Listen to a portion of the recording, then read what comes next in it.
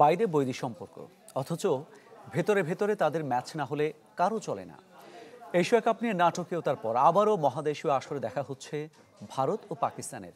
একবার নয়, 3বার পর্যন্ত দেখা হওয়ার সুযোগ আছে। এতে ক্ষুব্ধ দুদেশের সাবেকরাই।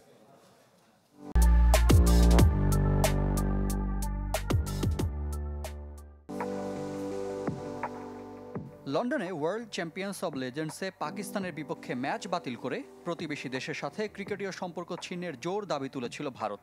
তবে মাস না পেরোতেই এশিয়া কাপে একই গ্রুপে দুই চিরপ্রতিদ্বন্দ্বী।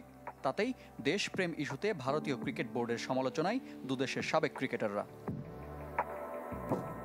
বিসিসিআই এর দ্বিচারিতার কঠোর সমালোচনায় সাবেক ভারত অধিনায়ক মোহাম্মদ আজহারউদ্দিন। শুরু থেকেই আমার অবস্থান স্পষ্ট যে আপনি যদি দ্বিপাক্ষিক সিরিজে না খেলেন তাহলে অন্য টুর্নামেন্টেও খেলার প্রয়োজন নেই। এসিসি ও আইসিসি ইভেন্টে ভারতের পাকিস্তানের বিপক্ষে খেলা উচিত নয়। পেহেলগাম হামলার পর ভারত পাকিস্তান বৈরিতায় যোগ হয়েছিল নতুন মাত্রা। চিরপ্রতিদ্বন্দ্বীদের বিপক্ষে সামাজিক যোগাযোগ মাধ্যমে সরব সাবেক থেকে বর্তমান ভারতীয় ক্রিকেটাররা। আমি ক্রিকেটকে ভালোবাসি, তবে সবার আগে দেশ। আমি মনে করি পাকিস্তানকে খেলতে দেয়াই উচিত না। আমাদেরও উচিত ওদের সাথে না খেলা। ক্রিকেটকে বরাবরই রাজনীতির বাইরে ভাবার দাবি ছিল পাকিস্তান ক্রিকেটারদের।